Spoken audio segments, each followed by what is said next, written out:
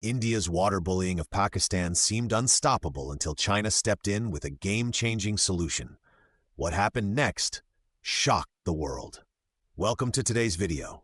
Before we begin, please hit the subscribe button so you won't miss our future content. For years, India has wielded its upstream position as a weapon, cutting off Pakistan's water supply at will and devastating its agricultural sector. But Pakistan is no longer staying silent. They've accelerated construction on the China-backed Kalabagh Dam, a project that could finally break India's water hegemony. This April, after a security incident in Kashmir, India immediately took retaliatory measures by suspending the 1960 Indus Waters Treaty and diverting 80% of Pakistan's water flow. The timing couldn't have been more devastating, right during the critical wheat growing season.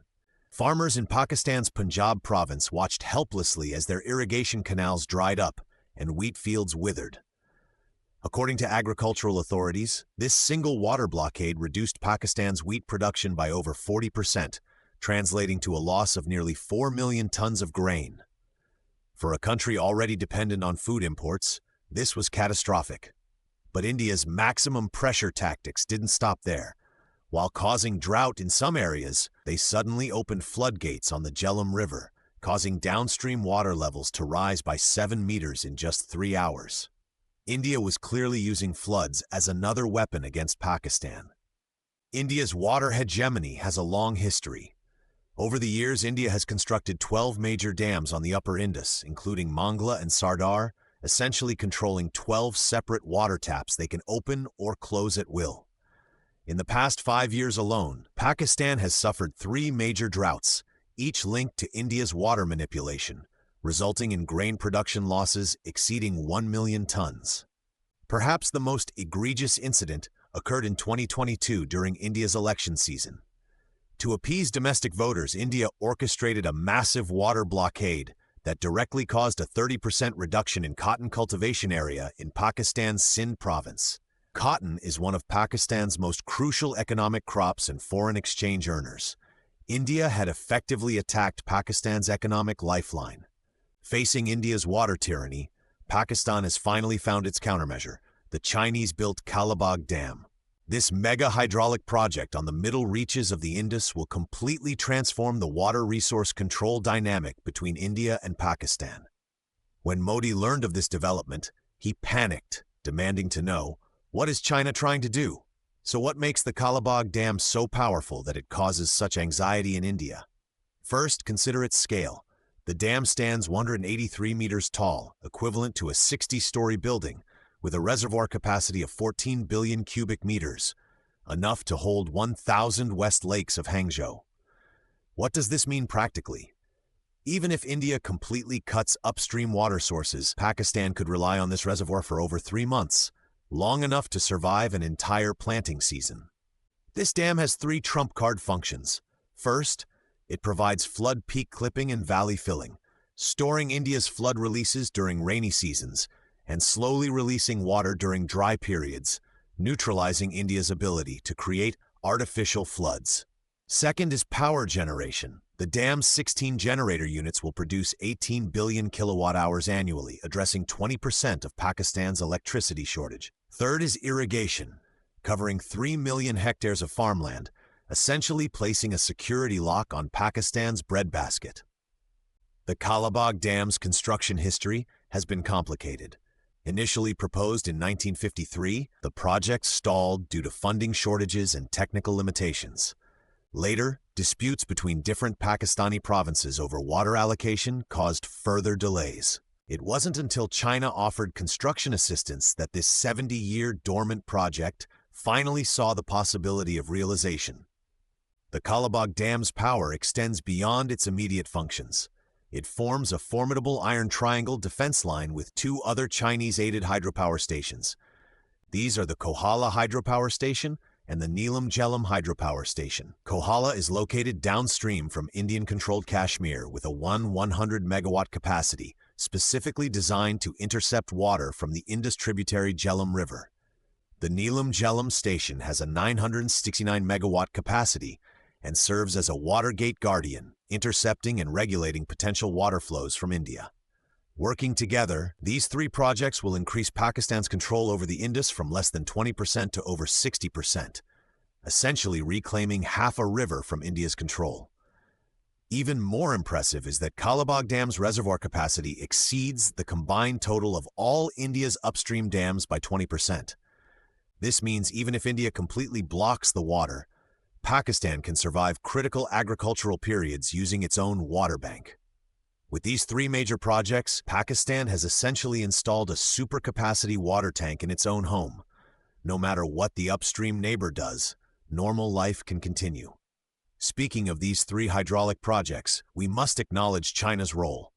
Why is China helping Pakistan build these dams? First is technical capability. China is the world's largest hydropower developer, with experience building world-class hydropower projects like Three Gorges and Shiluodu. The Three Gorges project alone has an installed capacity of 22.5 million kilowatts, larger than Pakistan's entire national power generation.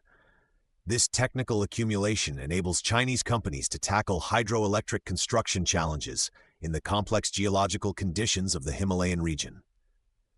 The construction of Kohala Hydropower Station is a textbook case of infrastructure miracle, tunneling on cliffs in the southern Himalayas, using 3,000 tons of explosives to blast through hard granite, and successfully completing a 12-kilometer water diversion tunnel in just 5 years.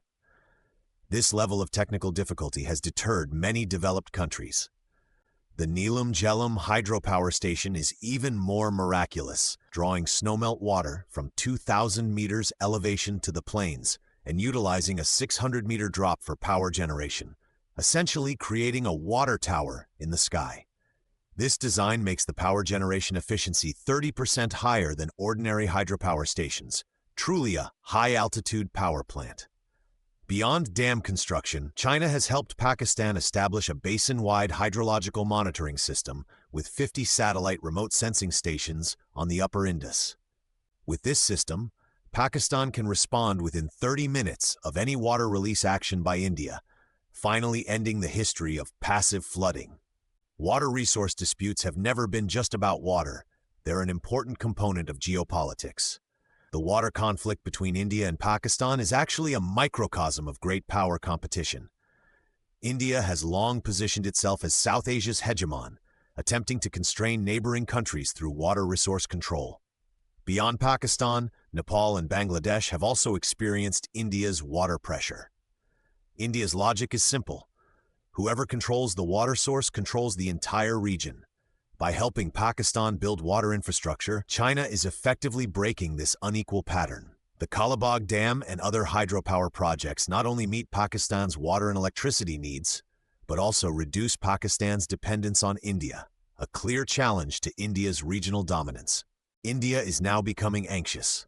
According to analysis, once all three water projects are completed, Pakistan's control over the Indus will be greatly enhanced, making it much harder for India to coerce Pakistan through water manipulation. What's more frustrating for India is that even if they completely block the water, Pakistan can still survive critical periods with stored reserves, greatly diminishing India's water weapon.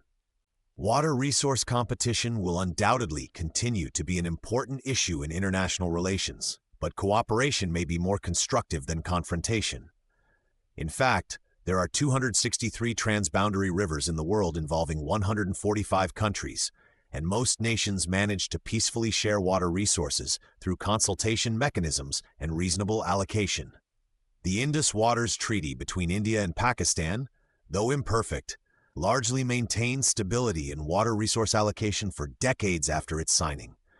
Now, with the advancement of projects like the Kalabagh Dam changing the balance of water resource power, perhaps the two countries will be motivated to renegotiate a fairer water resource distribution agreement. In fact, hydraulic projects can not only resolve disputes, but also create opportunities for cooperation.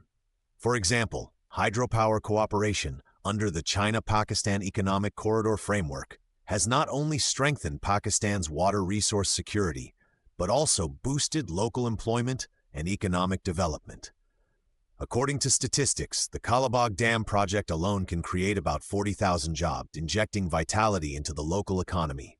In a sense, Dams are not just tools for controlling water, but bridges connecting countries and peoples. When Pakistani farmers no longer worry about dried fields, when thousands of households no longer stress about power shortages, these tangible improvements win hearts far more effectively than any diplomatic rhetoric. As the India-Pakistan conflict escalates, the world watches nervously, with many countries calling for both sides to calm down and resolve issues through dialogue. Why are major powers so concerned? If water resource disputes become a trigger for war, other countries might follow suit, and transnational river disputes could make the world more chaotic.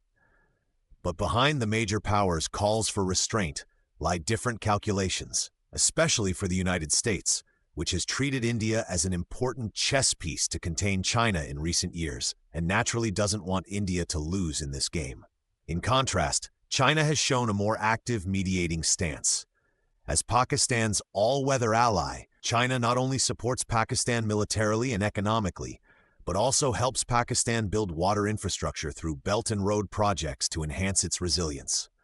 More importantly, China itself holds the Asian Water Tower, the Tibetan Plateau, where major rivers like the Yarlung-Zangbo originate, giving China a natural strategic advantage in South Asia's water resource game. But China's goal isn't to add fuel to the fire. Rather, it hopes India and Pakistan can return to the negotiating table. China has repeatedly called for peaceful dialogue and proposed coordinating South Asian resource disputes through platforms like the Shanghai Cooperation Organization. After all, instability in South Asia benefits neither China's Belt and Road Initiative nor regional stability. The problem is that the contradictions between India and Pakistan run deep. Kashmir issues, historical grievances, plus the life-or-death matter of water resources make reconciliation difficult in the short term. This concludes today's video. If you enjoyed it, please hit subscribe. We'll see you next time.